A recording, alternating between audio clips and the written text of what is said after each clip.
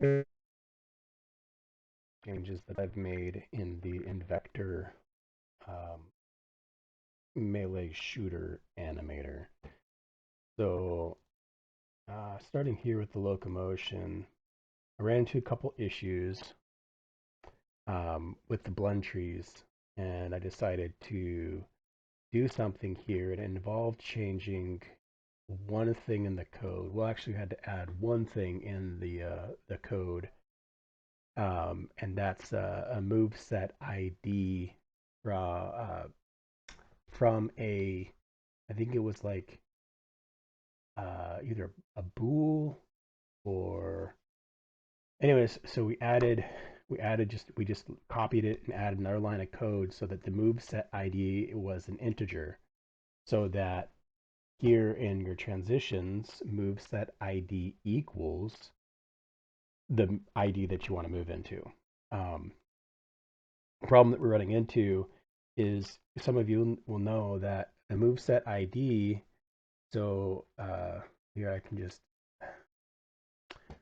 show you over here is the moveset ID. We had to change it because it does a greater than or less than with the way that it's set up right now in the controller. So we added a another moveset ID. That's why this has a line after it. Is I put that in there to not screw up the code too much. So then when we did this as an integer, you can go greater, less than, equals, or not equal to. So that way you can set up your move set IDs the same way you would do an attack ID, and then you just do all the different transitions between the entry, um, your base unarmed one, and then your strafe and moving, your strafe and crouching.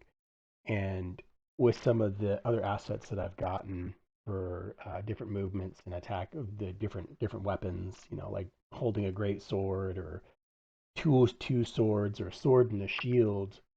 Some of them do come with their own strafe animations, and so I was thinking about doing the same thing here, is having it so that on the transitions, if it's is crouching, is strafing, and then moveset ID is equal to, if you're holding a certain weapon, you can go only into that crouching animation, holding those types of weapons.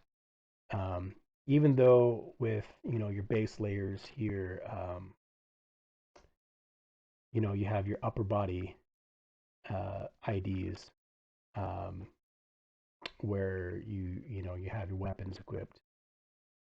So mostly just using the is strafing, because that's what we want for our game, is to have is strafe. At least that's my personal preference, is being in strafe.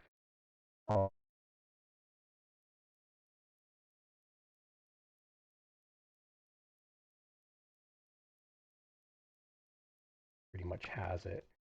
But if you see here in the strafing locomotion, I just have a blend tree that is the moveset ID with the input magnitude here on this one from 0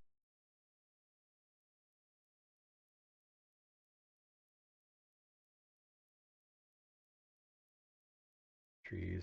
And show you what I have done here is pretty much the same thing as input horizontal, input vertical, with all of that there, so that he strafes really nicely. And I've done it with the decimals here. So instead of being 1, I do that so that it's a smoother transition if you're on a a controller, so like joysticks and stuff. Um, so yeah, that was pretty cool to do that and figure that out, because it's definitely made things a lot nicer for our controller. With the sprint here, it's kind of nice too, because you can add a rotation magnitude. And so when you're in strafe, you'll still be you could be still be sprinting in a forward direction. And I think it's a little funny too with being in strafe, because in the controller you can take and you could set it to strafe in or free movement while sprinting. So, I mean, if anybody's had any kind of a really tricky thing to set up and figure out, you just have to add one more line of code so that you can get these transitions set up properly to where it moves between the different move sets properly. Because what I noticed is that if it's all in the same blend tree and you're switching weapons or you unequip a weapon, it might play through some of the other idle animations for holding different weapons, and it just was kind of, and it wasn't, it was weird. I don't know how to explain it. I'm sure some of you might understand what I'm trying to explain. Um, but wanted to show you this with the attacks here. Is we programmed, well, my brother programmed combos. So we actually have an additional combo script so that when you go into each of these different attack IDs, um, I have all the different combos that blend into each other. And this was a nightmare, and I'm still working on this, and it's probably going to be something I'm still going to continue working on and tweaking for quite some time. Um, but I mean, I think it's pretty good. I could add a lot more combos in here, but we have a script that just does combo IDs.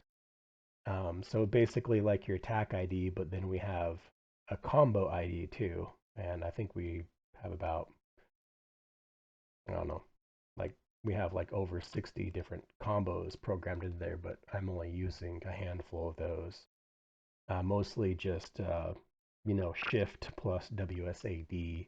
There's E, R, and Q for different ones, but mostly it's just shift WSAD and a combination of those. So like shift AW, shift W and D, or just shift W, or even just WSAD by themselves.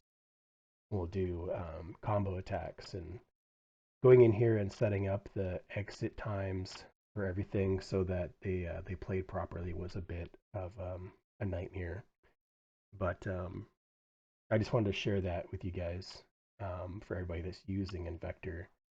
Um, Again, if you have any questions, go ahead and message me. I'll be posting this on the Invector Discord as well, um, for everybody that's been using Invector on there. So again, if you have any questions, I mean, or any tips, comments, anything for me, that'd be great.